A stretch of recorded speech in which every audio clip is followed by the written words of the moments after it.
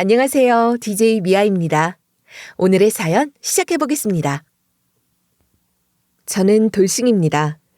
전 남편과의 결혼은 저에게는 두 번 다시는 떠올리고 싶지 않은 끔찍한 기억이었어요. 저는 아무것도 모르던 나이에 전 남편을 만나 덜컥 아이부터 가지고 원치도 않는 결혼을 했었거든요. 20살이라는 어린 나이에 10살이나 많은 남편을 만난 거였죠. 전 남편은 제가 재수학원에 다닐 때 그곳에서 일하던 학원 강사였어요. 지금 와서 생각하면 땅을 치고 후회되는 일이지만 그때 당시만 해도 베테랑 선생님에다 카리스마 넘치는 남편이 참 어른스럽고 멋져 보였던 것 같아요. 왜 어릴 때는 자기 또래 남자애들은 철없고 아무것도 모르는 철부지들 같고 어른들이 더 멋있어 보이고 그런 때가 있잖아요. 그게 제 발목을 잡고만 늪이었고 함정이었다는 걸 그때는 몰랐죠. 어려서 제대로 된 연애 경험도 없고 남자도 전혀 몰랐던 저를 꼬드겨 연애 같지도 않은 연애를 하다가 수능 다시 치기도 전에 덜컥 임신이 돼버린 거였어요. 결국 저는 대학 진학도 못하게 됐고 졸지에 21살에 애엄마가 돼버리고 말았죠. 제 친구들이 다 대학 들어가 캠퍼스 생활하고 또래 남자친구들 만나 연애하고 청춘을 즐길 때 저는 집에 틀어박혀 애만 보면서 제 귀한 청춘을 죄다 흘려보내야 했습니다. 그래도 단 한순간도 제 자식을 원망한 적은 없었어요. 오히려 저희 딸 수아만큼은 10회자 같은 제 인생의 가장 큰 축복이라고 생각했죠. 아무리 삶이 팍팍해도 저희 딸이 너무 예뻐서 힘든 생활도 참으면서 견딜 수가 있었거든요. 하지만 전 남편은 제가 생각했던 그런 사람이 아니더라고요. 학원에서 수업받으면서 볼 때는 대형 재수학원에 잘 나가는 강사에다 멋지고 어른스럽고 대단해 보였는데 살아보니 완전 딴판인 거예요. 솔직히 애 때문에 원치도 않은 결혼을 한 건 전 남편 쪽도 마찬가지였을 거 아니겠어요? 자기도 그냥 어린애랑 좀 몇 번 놀다 말 생각이었는데 생각지도 못한 일이 생긴 거였을 테니까요. 그래도 결혼을 했으면 책임을 져야 하는 거 아니냐고요. 근데 이 인간은 여전히 정신을 못 차리고 결혼 전이랑 똑같이 놀더라고요. 그러다 기어이 그놈은 대형 사고를 또 쳐버리고 만 거였습니다. 저희 딸이 초등학교 입학할 무렵 끼케야 20안팎으로 보이는 여자애 하나가 배가 불러서 저희 집을 찾아왔더라고요. 그 아이의 부른 배를 보는 순간 바로 알았죠. 전 남편 놈 짓이라는 걸.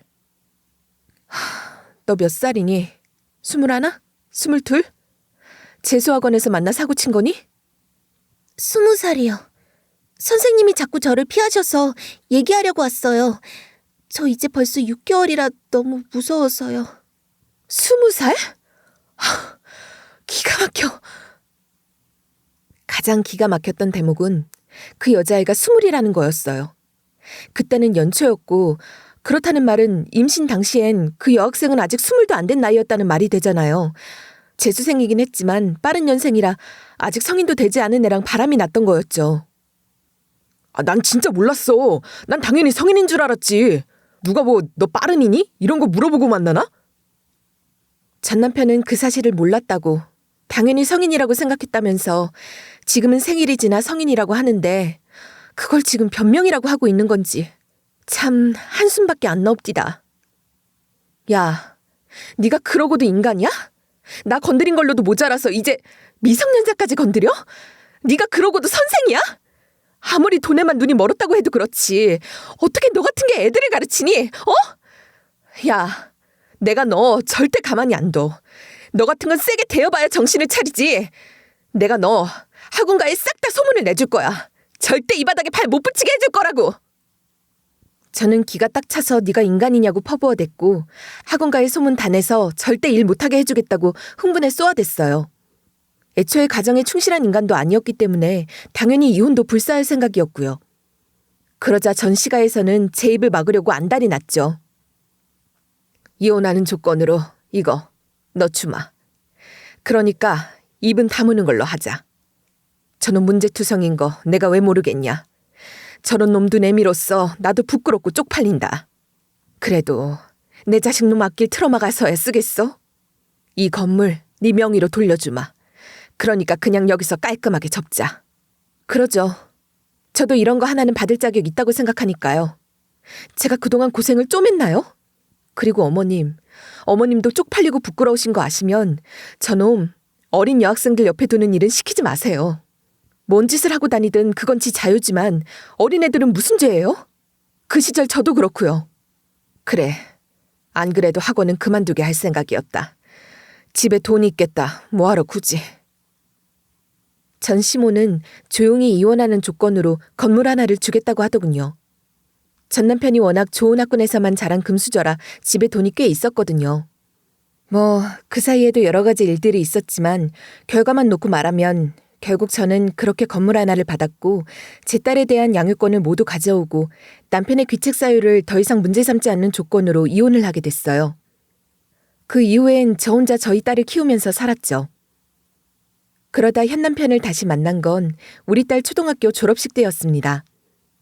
그땐 이혼하고 혼자 산 지 이미 5년이 넘은 때였는데 조카 졸업식에 온 현 남편과 우연히 만나게 된 거예요.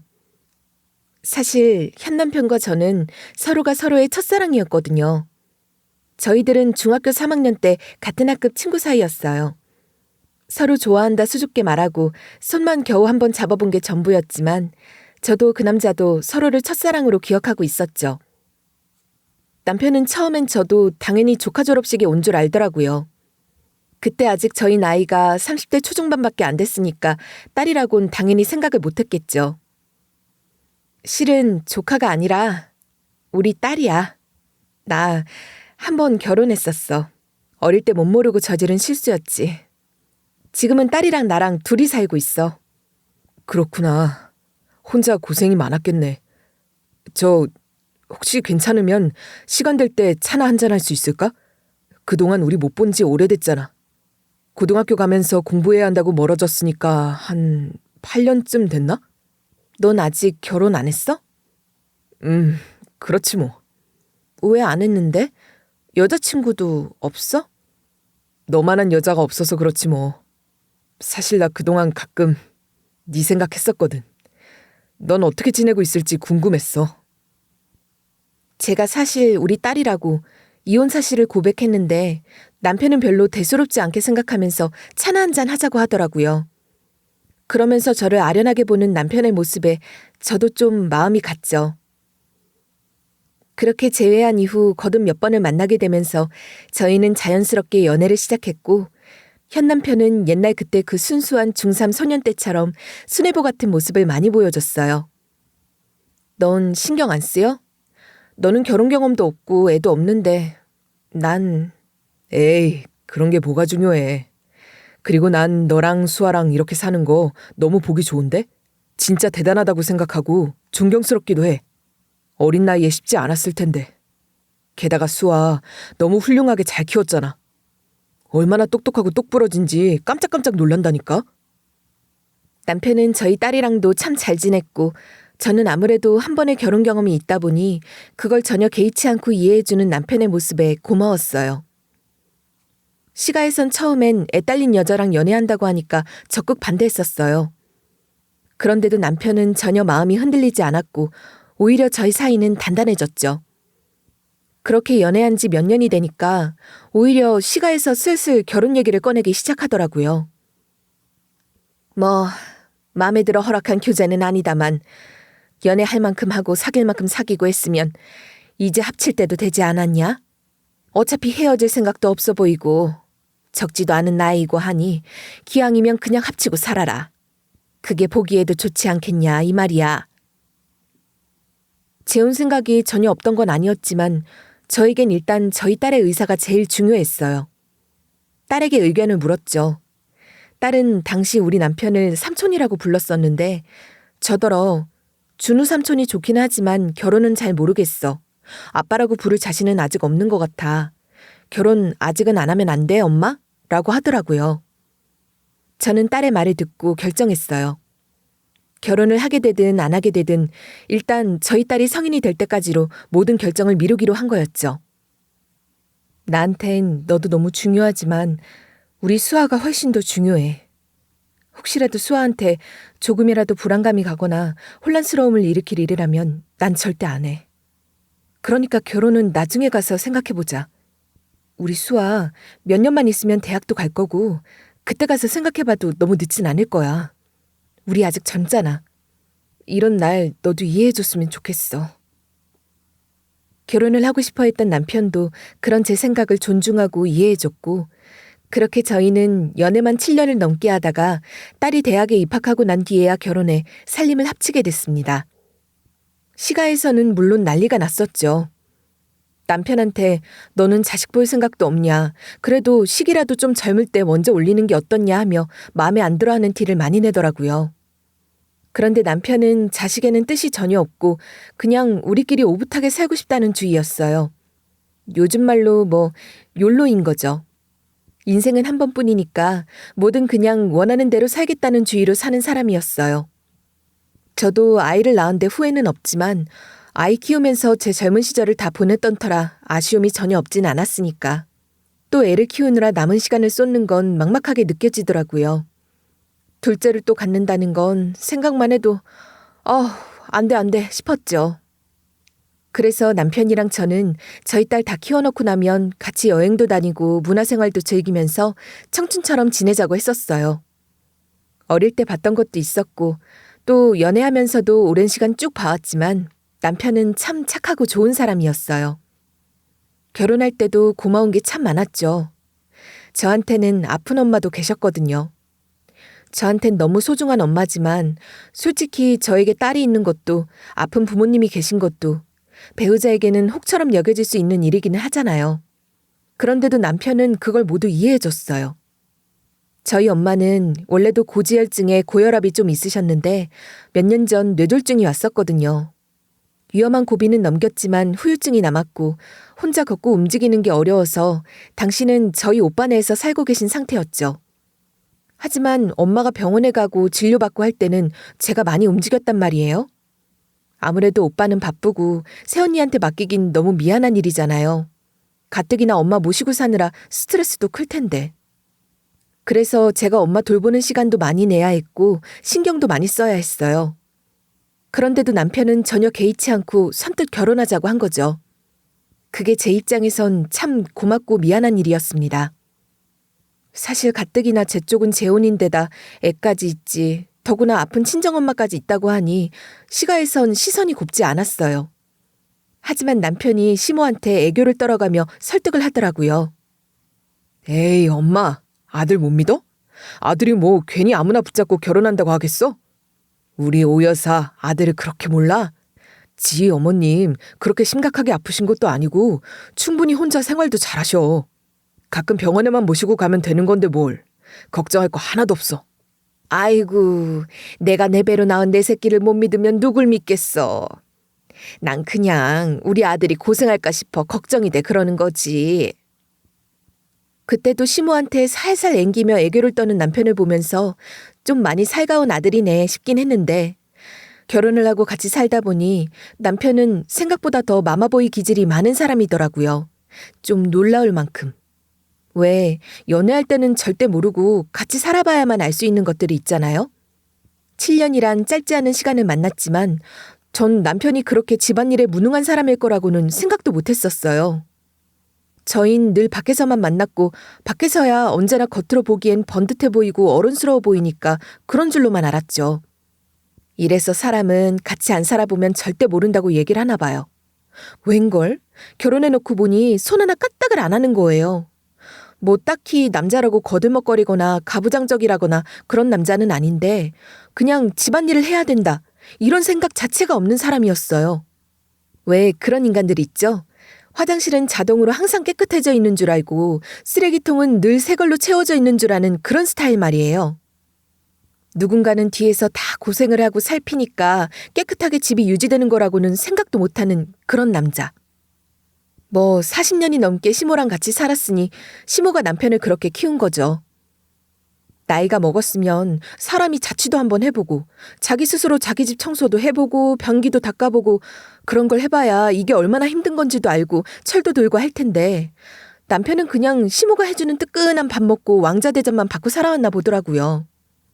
집에서도 제가 몇 번을 말해서 시키면 겨우 움직이는 정도지 자기가 나서서 손걸레질 한 번을 할 생각을 안 하는 거예요. 답답함이 목끝까지 차올랐지만 그래도 남편이 시키면 하기는 하는 편이고 성질도 착하긴 해서 그냥 참고 살고 있었죠. 그때 저 스스로 그런 생각이 들더라고요. 밖에서 보기엔 애딸린 이혼녀에 아픈 친정엄마까지 있는 여자랑 결혼했다고 우리 남편이 아마 성인군자처럼 보일 텐데 내 속사정은 아무도 모르겠지 하는 생각이요. 이래서 부부 사이는 둘만 아는 거라고 하나 봐요. 그런데 시모는 이런 속사정을 전혀 모르잖아요? 저한테 까딱하면 연락을 해서는 남편 밥 잘 챙겨주라는 잔소리를 늘어놓기 일쑤였어요. 너 우리 준우 밥은 잘해 먹이고 사는 거 맞니? 오늘 우리 애가 집에 와서 밥을 3그릇을 비우더라. 집에서 뭘 얼마나 못 얻어먹고 다니면 며칠은 굶은 사람처럼 허겁지겁 먹어 치우니 그래? 어머님, 준우 씨 집에서도 밥 잘 먹고 다녀요. 제가 설마 하니 그 사람 굶기겠어요? 예, 앞으로 너 나한테 밥상 사진 하나씩 찍어 보내봐라. 뭐라고요? 사진이요? 아니, 그건 왜요? 왜라니? 시애미가 보내라면 보낼 것이지. 뭐가 그렇게 토다닌 게 길어? 내가 너 결혼도 해봤다고 하고 애도 키워봤고 해서 집안 살림 하나는 야물딱지게 잘하겠거니 싶어 참견을 안 하려고 했는데 우리 애가 자꾸 마르는 것도 같고 요리나 시원찮게 하는지 모르겠어 그런다. 우리 아들이 좋아하는 반찬들 내가 쭉 알려주고 레시피도 보내줄 테니까 거기 맞춰서 좀 해줘라. 그리고 사진도 찍어 보내주고. 내 아들 입맛은 내가 제일 잘 알지. 네가 어려워하는 것 같으니 내가 보고 첨삭지도 해주마. 시모는 그런 남편 걱정을 해가며 시시때때로 전화를 해댔죠. 우리 준우가 순두부찌개를 좋아하니 일주일에 한 번은 꼭 밥상에 올려라. 우리 애는 몇 끼 고기 반찬 하나씩은 있어야 밥을 먹는 애야. 네가 얼마나 안 해주면 우리 집에 와 3그릇씩 비우고 가니. 밥상 사진 한번 찍어 보내봐라. 이건 무슨 5살짜리 아들 유치원에 보내도 그런 간섭은 안 할 거예요. 아주 지독하게도 아들 걱정을 해대는 시모였죠. 시모가 그럴 때면 짜증이 불쑥불쑥 치밀기도 했지만 그래도 뭐 시모가 갑자기 집으로 들이닥친다거나 돈 없는 짓을 한다거나 하는 것도 아니었고 남편도 해본 적이 없고 귀하게만 커서 모를 뿐 시키면 또 시키는 대로 설거지도 하고 걸레질도 하고 쓰레기도 비우고 오고 시키는 건 시키는 대로 또 곧잘하는 사람이라 그냥 제 팔자려니 하고 가르치면서 살아야겠다 싶었어요. 솔직히 전 남편과 전 시가에서 너무 크게 대여본 사람이라 이 정도면 양반이다 싶었던 거죠. 이깟 걸로 이혼까지 생각하기엔 제 삶에 굴곡이 너무 많았었거든요. 게다가 이제 어린 나이가 아니라 평판신경이 쓰이기도 했고요. 그러던 어느 날이었습니다. 어머니, 갑자기 무슨 일이세요? 연락도 없이? 너랑 같이 사우나 가자고 왔지. 내가 짐 다 챙겨왔다. 가자, 얼른. 시모가 그동안 저더러 며느리 생기면 같이 사우나 다니는 게 소망이었다면서 같이 가자는 말을 몇 번 했었거든요. 근데 솔직히 전 좀 불편하더라고요. 저는 원래도 공중목욕탕이나 찜질방 같은 데 별로 좋아하는 편도 아니고 시모랑 둘이 나란히 빨개 벗고 있는 것도 좀 어색할 것 같고. 여러분은 안 그러세요? 전 친구랑도 서로 알몸 보여주면 되게 민망할 것 같은데. 아무튼 그래서 여러 번 애들러 거절을 했었는데 시모가 이번엔 아예 대놓고 바구니에다 물건을 다 챙겨와 갖고는 저더러 같이 사우나 가자고 하니까 거절을 할 명목도 없더라고요. 그렇게 시모랑 같이 사우나에 갔는데 시모는 말 그대로 진짜 사우나 고인물이더라고요. 오이랑 요거트랑 계란이랑 뭘 바리바리 잔뜩 싸갖고 와서는 온몸에 팩을 하질 않나 거기서 뭔 온갖 빨래를 하고 있질 않나 들어오는 모든 아줌마들한테 아는 체를 하고 저더러 이런 데 오면 이런 거 해야 하는 거라면서 막 오이 넣은 요거트를 제 몸에다가 발라대고 전부 다 제가 딱 싫어하는 상황의 연속이었어요. 거기다 오이 냄새도 진짜 싫어하는데 억지로 막 발라대니까 너무 짜증이 나더라고요.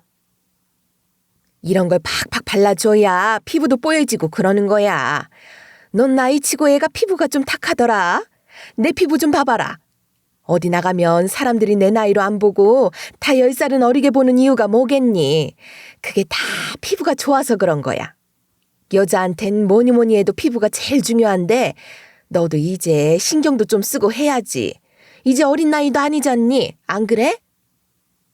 그렇다고 시모한테 화를 낼 수도 없고 속으로만 부글대고 있었죠.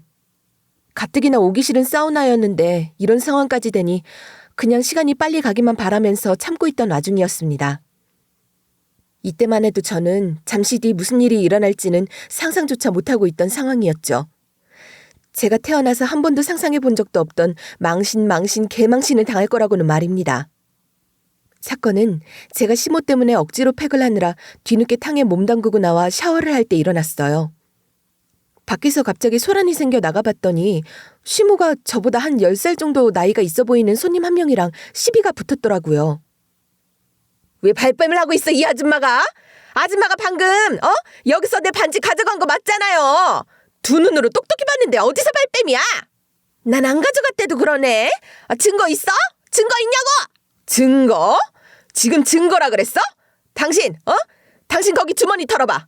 거기다 넣는 거 내가 내 두 눈으로 똑똑히 봤으니까. 아니, 내가 뭘 가져갔다고 이래. 아무튼 난 아니니까 뭘 잃어버렸든 나랑은 상관없는 일이라고. 왜 나한테 난리치고 있어? 유는 시모가 그 손님이 머리를 감으면서 잠깐 빼둔 반지를 슬쩍 했는데 손님이 그걸 목격했고 시모는 그 사실을 부인하고 있다는 거였어요. 처음엔 시모가 그런 짓을 했을 거라고는 상상조차 못했고 당연히 뭔가 오해가 있을 거라고 생각했죠. 그래서 끼어들어 손님을 말리면서 뭔가 오해하신 거 아니냐고 물었어요. 저기요, 죄송한데 뭔가 오해하신 거 아니에요? 저희 어머님이 그러실 리가 없죠. 갑자기 무슨 반지를 훔쳤다고 뭔가 착오가 있는 거 아닐까요? 정말 제대로 보신 거 맞아요? 뭐, 그쪽 엄마예요? 그러니까 글쎄, 더 싸우고 자시고 할 것도 없고 그냥 저 수건만 까보면 안다니까. 수건 안에 싹 감싸면서 넣은 걸 내가 내 두 눈으로 똑똑히 봤다고. 손님은 자기 두 눈으로 수건에 슬쩍 감싸 반지를 슬쩍 하는 걸 봤으니 들고 있는 수건만 까보면 알 것 아니냐고 나왔고 주변에서도 그래 그럼 되겠네 그냥 보여주면 끝날 일 아니야 해대더라고요. 저는 아직 그때까지 시모가 그런 짓을 했을 거라고는 생각도 못했기 때문에 그 말이 맞다 싶었죠. 그냥 그것만 보여주면 끝날 일이니까요. 결국 시모가 바득바득 우기는 걸 제가 나서서 시모 목욕 가방이랑 수건을 들춰보며 뒤졌죠. 저는 거기엔 당연히 없을 거라고 생각하고 뒤진 거였어요. 이 상황이 길게 이어지는 게 싫으니까. 근데 웬걸? 수건을 그냥 휙 하고 들자마자 반지가 땡그르르 떨어지는 거예요. 이것 봐! 내가 뭐라 그랬어? 저 여자가 내 거 훔쳐갔다 그랬잖아! 어머머머머, 뻔뻔한 것 좀 봐. 어떻게 자기가 훔쳐가 놓고선 저렇게 당당하게 아닌 척을 한대 그래? 근데 저 여자 여기 단골 아니야? 나 여기서 자주 봤는데. 혹시 자기들은 뭐 없어진 거 더 없어? 혹시 또 몰라. 저 여자가 그동안 슬쩍슬쩍 한 게 더 있을지도. 무슨 소리라는 거야? 내가 뭘 훔쳤다고 이래? 난 저게 뭔지도 모른다고. 여기 왜 들어가 있는지. 그쪽이 여기다 넣어둔 거 아니야? 나 연맥이려고? 아니, 내가 아줌마를 언제 봤다고 아줌마 연맥이려고 거기다 내 반지를 넣어요. 내가 살짝 빼놓은 걸 자기가 가져가 놓고 난리야? 안 되겠다. 내가 그래도 아줌마 여기 단골인 것 같고 동네 사람인 것 같아서 한번 봐주고 넘어가려고 했는데 당장 경찰에 신고해야지. 당사자와 구경꾼들이 몰려들어 당장 사과하라, 신고하겠다. 여기 단골인데 혹시 전에도 훔친 거 더 있는 거 아니냐 난리를 쳐댔지만 시모는 뻔뻔하게도 자기도 모르는 일이다. 여기 왜 들어가 있는지도 모르겠다며 당당하게 나왔어요. 기가 막히더라고요. 무슨 반지에 발이 달렸나요? 알아서 수건으로 걸어 들어가게? 결국 사과 한마디 않고 뻔뻔하게 더 맞서 싸워대는 시모 대신 제가 거듭 허리 굽혀 사과하면서 일을 수습했죠. 여기서 일 더 커져봐야 이쪽에 유리할 게 하나도 없잖아요. 경찰 부르겠다 난리 쳐대는데 경찰서까지 가서 일 키우면 동네 사우나에서 소문이 쫙 퍼지고 얼마나 더 망신을 당하겠냐고요. 결국 제가 좀 망신스러운 거 무릅쓰고 수습을 하고 겨우겨우 나왔죠. 그때 그 일은 두고두고 저에게는 충격적인 기억이었지만 한편 또 다른 일이 터지고 말았습니다. 저희 엄마를 모시고 살던 오빠가 5년간 해외 지사로 발령을 받게 되면서 이민을 가게 생긴 상황이 발생한 거예요. 아예 지사 관리직을 맡아서 가게 된 거라 오빠 혼자만 갈 수도 없는 노릇이고 가족이 단체로 이민을 가게 생겼으니 이제 엄마를 모시는 게 문제가 되고 만 거죠. 내가 생판 모르는 남의 나라가 살 수 있는 형편도 아니고 병원도 다녀야 하고 하니 나는 한국에 있어야지. 혼자 살아도 괜찮다. 내가 뭐 한두 살 먹은 애니? 걱정 말아라. 그래도 어떻게 엄마 혼자 두고 내가 가겠어요. 안 되겠다. 지인이가 엄마 좀 보살펴드려. 너도 알잖아. 엄마 상태 요즘 더 많이 안 좋아지신 거. 정서방이랑 상의해서 집에 좀 모시는 걸로 해. 그래, 엄마 혼자 두면 안 되지. 엄마, 나랑 같이 살아, 어? 우리 집에 와서 살아요. 그렇게 해. 그래도 정서방도 있는데 괜찮겠어? 아들하고 사이하고는 또 다른 건데 말이야. 엄마는 혼자 살아도 괜찮다며 한사코 거절하셨지만 사실 요즘 부쩍 건강 상태가 많이 안 좋아지신 상황이었거든요. 그런 엄마를 어떻게 혼자 두겠어요. 정서방 좀 설득해서 집으로 모시는 걸로 하라는 오빠 말도 있었고 저도 당연히 엄마를 모셔야겠다 싶었죠. 그래서 남편한테 얘기를 꺼냈더니 좀 불편한 티를 내더라고요.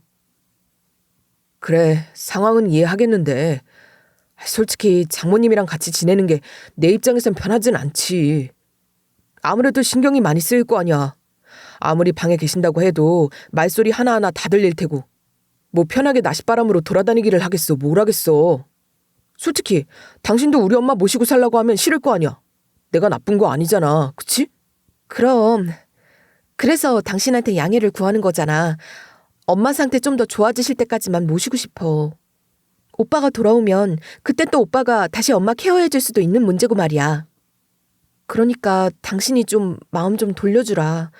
나 엄마 저렇게 혼자 두고는 못 살아. 그런 남편을 제가 설득했죠.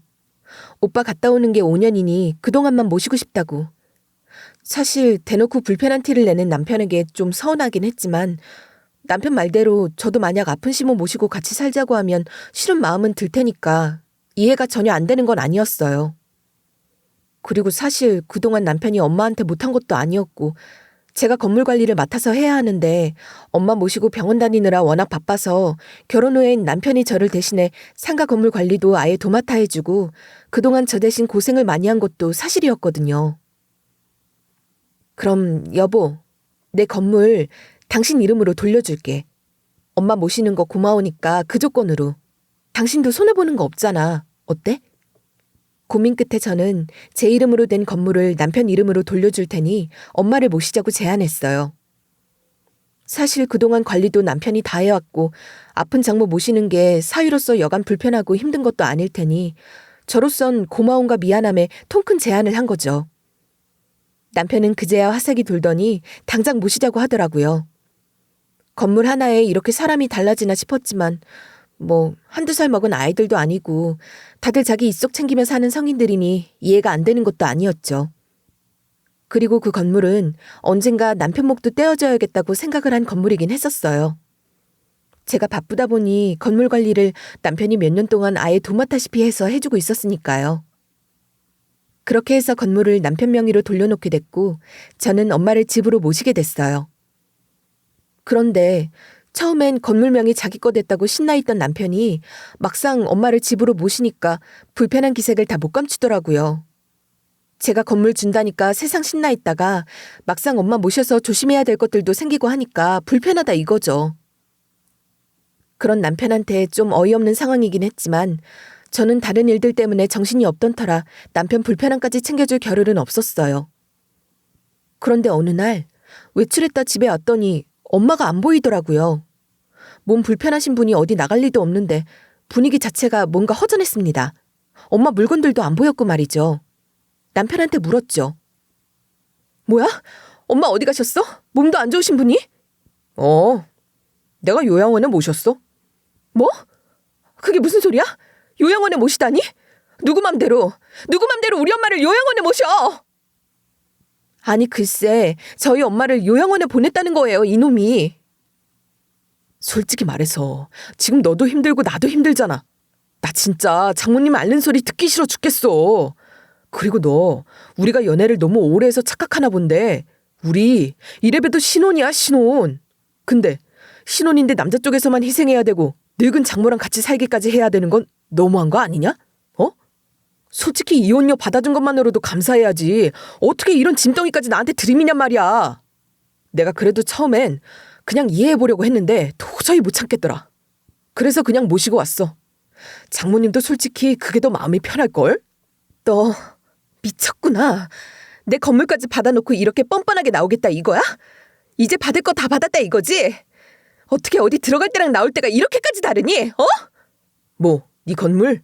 그건 흠 있는 쪽에서 들고 온 지참금 정도로 생각하는 게 맞지. 솔직히 야, 지나가는 사람을 붙잡고 물어봐라. 내가 너랑 결혼을 해준 게 고마운 거 아니야? 요새 남자들 다 야갔어. 누가 너 같은 여자랑 결혼이나 해준대? 다 큰 딸도 있고 결혼 전적까지 있는 여자가 호적 깨끗한 남자한테 시집 오려면 그 정도는 갖고 와야 되는 거 아니냐고. 남편은 오히려 뻔뻔하고 당당하게 나오더군요. 기가 막혔죠. 건물 명의 바꾸고 나니까 입 싹 닫고 막 나오겠다 이건가? 이제 그거 직거됐으니까 나랑 어떻게 되든 상관없다 이거지 싶어서 정말 기가 차더라고요.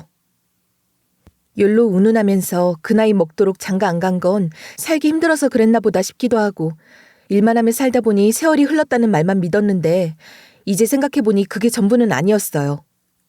잘 먹고 잘 놀려면 건물 하나쯤 있으면 편하잖아요? 그러니까 저랑 결혼한 거였죠. 저는 정신이 번쩍 들었습니다. 이놈, 그러니까 저런 이유로 나랑 결혼한 거구나. 첫사랑이니 뭐니 입을 털어댄 건 다 구라였구나. 그 속내를 나한테 숨기고 있었구나. 그런 남편놈한테 제가 말했습니다. 우리 엄마 요양원에 보냈다고? 그럼 니네 엄마도 보내자. 깜빵으로. 뭐? 너 뭔 소리라는 거야 지금? 내가 네 엄마 요양원 모셨다고 갑자기 정신이 어떻게 됐니? 아니? 내가 그냥 덮어주고 넘어갈까도 생각해봤는데 역시 죄를 지었으면 벌을 받아야지. 네 엄마 내가 지금 당장 빵에 쳐넣어줄게. 거기가 네 엄마한텐 딱 맞는 자리 같거든. 사실 제가 그동안 남편이 저런 속내 감추고 뒤로 저런 짓 꾸미는 것도 모를 정도로 바빴던 이유 말이에요. 그게 다 시모 때문이었거든요. 시모의 도벽이 한 번 더 터진 게 문제였죠. 저 건물주님, 제가 좀 상의드릴 게 있어서 전화드렸는데 말이에요. 어느 날 저희 건물 1층에 있는 카페 사장에게서 연락이 왔더라고요. 카페에 도난 사고가 있어 CCTV를 돌려보다가 포착한 장면이 있는데 웬 나이든 여자가 새벽마다 카페를 제 집처럼 드나들면서 세간살이를 하나둘씩 훔쳐오더라는 거죠. 하나둘씩 자꾸만 집기들이 없어지는 걸 수상하게 여긴 카페 사장이 CCTV를 돌려보다 놀라서는 저에게 전화를 한 거였더라고요. 남편이 건물 관리를 도맡아 해줬기 때문에 마스터키를 갖고 있었는데 여분으로 하나 더 있는 걸 시모가 슬쩍 했었나 봐요. 그래서 몰래 그렇게 드나들었던 거죠. 심지어 하루 이틀 일도 아니고 꽤 오래 반복해온 일이었다는 게 놀랍더군요. 이걸 발견한 사장은 남편이 아닌 저한테 연락을 했어요. 카페 사장은 시모가 남편 엄마인 걸 알고 있었거든요. 건물에서 한번 마주쳤던 적이 있어서 알았나 보더라고요. 아, 전 명의 변경하신 줄은 전혀 몰랐어요. 저 이 카페 계약할 때는 사장님이랑 저랑 둘이 계약했었잖아요. 그래서 남편분은 그냥 관리자로 도와만 주시는 줄 알고 두 분이 부부이시긴 해도 명의는 아직 사장님으로 되어 있는 줄 알고 이렇게 전화를 드린 거였는데 남편분께로 연락을 드렸어야 했을까요? 아니에요. 저한테 연락 잘하셨어요. 그게 일이 그렇게 됐네요. 명의 변경은 최근에 했거든요. 네, 다행이네요. 사실 관리를 해주시니까 남편분을 더 자주 뵙기는 한데 그분께 연락하기가 좀 뭐하긴 하더라고요, 저도. 아무래도 어머님 일인데 제대로 진상을 밝혀줄까 싶기도 하고 말이에요.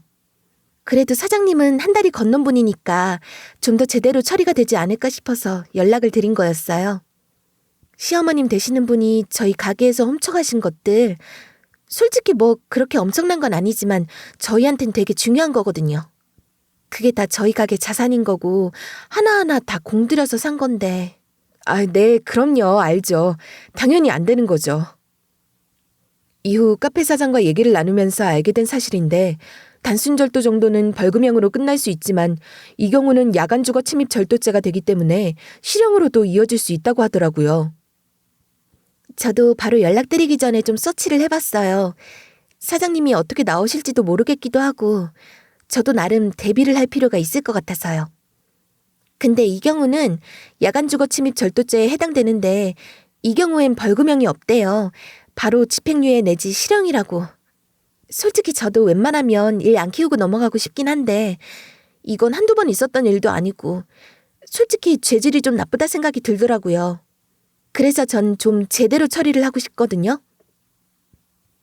야간 주거 침입 절도죄는 벌금형이 없고 바로 집행유예 내지는 실형이라는 건 저도 이번에 알게 된 사실이었어요. 그러니까 자칫 잘못하면 시모가 깜빵에 들어갈 수도 있는 일이었던 거죠. 이걸 어떻게 해야 되나 혼란스럽더라고요. 물론 죄를 지었으니 죄값을 받는 게 당연한 일이긴 하지만 그래도 생판남이 아니라 저한테 시모고 제 남편 엄마잖아요. 일단은 어떻게든 막아보려고 했죠. 일단 너무 죄송하고요. 제가 대신 사과드릴게요. 근데 일단 잠깐만 신고하지 말고 있어 주실래요? 제가 저희 시어머니한테 다 얘기하고 타일러서 사과도 하고 손해배상도 다 하고 사장님 피해보신 건 다 처리해 드릴게요. 그러니까 일단 잠깐만 신고는 미뤄주시면 감사하겠습니다. 부탁 좀 드릴게요. 지금 저희 집 사정이 워낙 복잡해서 저희 엄마 아프신 것 때문에 저도 좀 골치가 아프거든요. 일 처리되는 대로 바로 처리할 테니까 조금만 저 믿고 기다려주세요. 부탁 좀 드릴게요. 일단 저는 카페 사장에게 사과하고 일단 신고는 하지 말아달라고 잘 타일러서 사과도 하고 손해배상도 다 하겠다고 했어요. 그리고 남편한테 말하기 전에 시모를 찾아갔죠. 처음엔 자기 그런 적 없다고 딱 잡아떼더군요. 시모가 지금 사태의 심각성을 모르는 것 같아 제가 설득을 해야 했죠. 어머님, 여기는 목욕탕 탈의실이 아니에요. CCTV가 다 있는 곳이고 이미 어머님 지신 거 전부 다 녹화돼 있고 신고하면 무조건 고속감이에요. 그리고 잘못하면 실형 살 수도 있는 일이라고요. 어머님이 지금 상황을 몰라서 그러시는 것 같은데 어머님 이거 야간주거 침입 절도죄에 해당된대요. 그리고 그거 아세요? 벌금형으로도 떼올 수 없는 일이에요, 이거. 무조건 실형 사는 일이라고요. 진짜로 신고당해서 깜빵에 가고 싶으세요?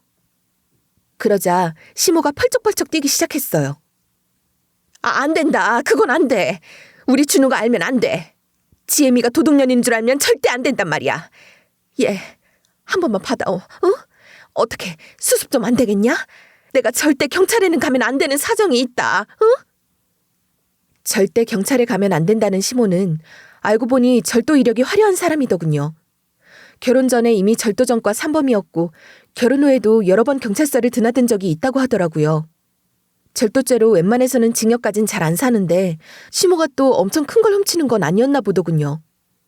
결혼해 남편 낳고 산 뒤로는 깜빵에까지 갈 정도의 죄는 안 저질러서 남편은 모르게 넘어갔었나 본데 이번은 좀 다른 거죠. 야간주거 침입 절도에다가 상습범이니까. 이번 일 알려지면 아들을 무슨 낯으로 보겠냐. 응? 제발 우리 아들한테 말하지 말아다오. 우리 준우만 모르면 된다. 그러니까 이렇게 부탁하마. 시모는 제게 사정을 해대기 시작했죠. 나도 대체 내가 왜 자꾸 이러는지 모르겠다. 이게 병이야, 병. 안 그러고 싶어도 그냥 물건을 보면 자꾸 나도 모르게 손이 가는데 어쩌니.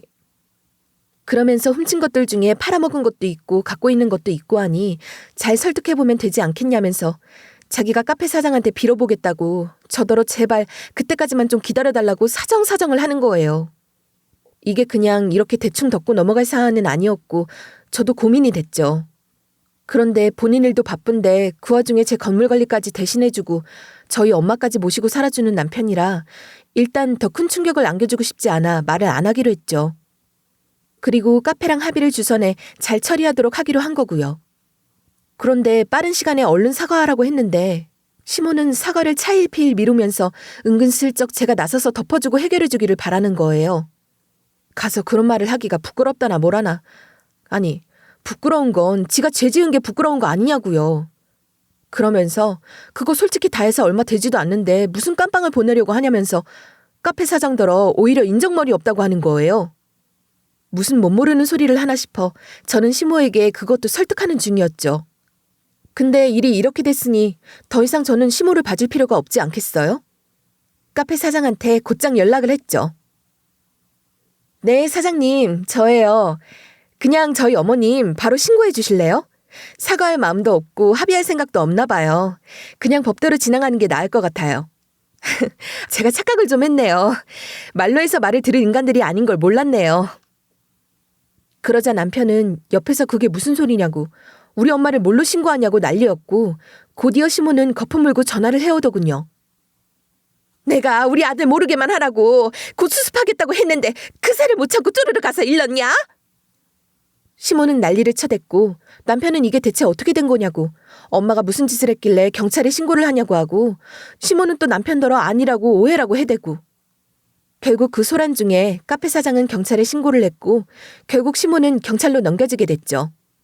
경찰 조사를 하면서 카페 CCTV가 증거 화면으로 넘겨졌고 저도 참고인 조사를 받게 됐어요. 제가 가장 먼저 이 사실을 알았었잖아요. 전 그 과정에서 목욕탕에서 있었던 일도 얘기를 하게 됐죠. 목욕탕에서 사람들이 몇 번 물건 없어진 적이 있다더라고요. 근데 저희 시모가 거기 단골이거든요. 그때는 그냥 한 번 있었던 일이겠거니 하고 넘어갔는데 일이 이렇게 되고 보니 그게 다 시모 짓이었을지 모르겠다 싶은 생각이 드네요. 혹시 그 목욕탕 이름이 땡땡 목욕탕입니까? 네, 그런데요? 그런데 마침 해당 목욕탕에서 절도 신고가 접수된 건이 있었던 거예요. 결국 일은 다 눈덩이처럼 불어나게 됐습니다. 시모 전적이 워낙 화려했던 탓에 시모가 제일 먼저 용의선상에 올랐고 귀금속을 금은방에 갖다 판 게 딱 걸렸지 뭐예요. 근데 그 외에 자잘한 것들은 끝까지 잡아떼면서 자기 아니라고 끝까지 우기더라고요. 하지만 목욕탕이라곤 해도 탈의실에 CCTV가 없을 뿐 드나드는 입구에는 있었거든요. 피해자들 드나드는 시간대랑 시모가 머물렀던 시간대가 어쩜 그렇게 딱딱 일치하던지. 그제서야 남편은 저를 붙잡고서는 카페 사장을 설득해 선처 좀 해달라고 하라고 부탁했지만 그럴 마음도 없을 뿐더러 지금 이 일이 그거 하나 선처한다고 끝날 일이겠어요? 지 엄마가 저지른 짓이 몇 갠데. 솔직히 이 일 이렇게까지 키운 건 시모 본인이잖아요. 카페 사장도 제 이야기를 듣고 선처든 뭐든 절대 안 해주겠다는 말을 전했죠. 저는 당장 이혼 소송을 걸었고 건물 소유권 소송도 함께 걸었습니다. 남편한테 명의 이전을 하면서 저희는 서류를 작성했었거든요. 세무사 찾아가서 넘기는데 세무사가 요즘 별의별 일이 다 있으니 계약서에 조건부 증여 항목을 추가해서 계약을 하라고 했었죠. 그래서 저희 엄마를 모시는 조건으로 제가 남편에게 건물을 증여한다는 계약 조건을 추가해서 계약을 했죠. 당시 남편은 귀찮아했지만 결국 사인도 하고 지장도 찍고 직인만 박으면 간단하게 건물이 본인께 되는 거니까 순순히 따랐고요. 저는 그걸 근거로 소송을 걸면 다시 나에게 넘어올 거라고 법원 앞에서 으름장을 놓았는데 글쎄 이놈이 뒤늦게 아차 싶었는지 제 계약서를 뺏어가서는 본인이 갖고 있던 거랑 제 계약서를 태워버린 거예요. 난 그런 약속한 적도 없고 증거도 하나 없으니 이혼은 이혼이고 그래도 건물은 여전히 내 거야. 계약서 태웠다고 뻔뻔하게도 거짓 주장을 해대는 놈이었죠. 근데 그 놈이 놓치고 있던 게 하나 있었어요. 저희는 세무사 주도하에 계약서를 구두로 하나하나 읽어가며 작성했고 이 과정은 모두 녹음이 되어 있는 상태였거든요. 그리고 이건 아주 좋은 증거가 되겠죠. 참, 어떻게 이렇게까지 멍청한지.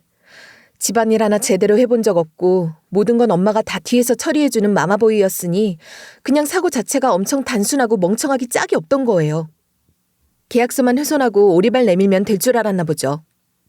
일단 훔치고 시침이 떼는 게 자기 엄마랑 아주 똑 닮아 있는 놈이었습니다. 결국 이 건 역시 무난히 처리가 됐어요. 저는 본격적으로 소송을 시작하면서 남편을 만나면 무조건 녹음 기능을 켜뒀습니다. 드라마나 영화 같은 데서 보면 왜 이런 일이 있을 때 막 악역들이 나와서 약 올린답시고 본인들 잘못을 술술 부는데 왜 저런 걸 녹음 안 할까 답답할 때 있잖아요. 저는 혹시 몰라서 나한테 그런 일이 생길지도 모르니 시모를 만날 때나 남편을 만날 때나 항상 녹음을 했었거든요. 남편이 계약서를 훼손할 때 몸싸움하던 소리, 남편이 계약서를 태우고 있다는 걸 유추할 만한 대화, 그리고 남편의 뻔뻔한 말들까지 모든 게 다 녹음됐고 저는 이것도 법원에 제출했죠. 남편은 약속을 이행하지 않고 부당이득을 취했을 뿐 아니라 본인의 이득을 위해 계약서를 훼손하기까지 했기 때문에 사기죄에 해당이 됐고 일을 그렇게까지 크게 만들고 싶진 않았는지 소송을 취하해달라고 순순히 나오더라고요. 그렇게 건물은 다시 무사히 제품으로 돌아오게 됐죠. 그렇게 우여곡절 끝에 저는 이혼 소송 잘 해내고 엄마 모시고 새 집으로 이사해 살고 있는 상태예요. 그리고 전 시모는 절도죄로 재판을 앞두고 있는데 아마 징역 선고를 받을 것 같다고 하더라고요. 마마보이 전 남편 놈은 지 엄마랑 다시 둘이 살고 있었는데 자기 엄마 없어지면 이제 발이나 동동 구르겠죠. 뭐 하나 제대로 할 줄도 모르는 놈이 엄마도 와이프도 없이 혼자 라면이나 끓여 먹고 살겠어요? 뭐 정 안 되겠음 지도 빵에나 따라 들어가든지 알아서 하겠죠. 사실 이혼하고 나니까 훨씬 마음이 편한 게 결혼한 뒤로 우리 딸도 새아빠 눈치가 보여 집에 잘 못 왔다고 하더라고요. 근데 할머니랑 둘이 있으니까 더 좋다고. 대학 다니는 딸 얼굴도 더 자주 보고 오히려 좋네요. 제 인생 첫 시작부터 남자 하나 잘못 만나 크게 꼬일 뻔했고 또 두 번째 놈도 크게 다르지 않아 한때는 내가 남자 복이 없나? 내가 팔자가 안 좋은가? 그런 생각을 많이 했어요. 그런데 생각해보면 두 번 다 어쨌거나 그 못돼 처먹은 놈들 무사히 잘 떼어내고 결과적으론 좋은 일만 남았다는 생각이 들더라고요. 첫 결혼과 이혼 후엔 건물과 우리 딸이 생겼고 두 번째 결혼과 이혼 후엔 위자료에 집까지 생겼으니까요.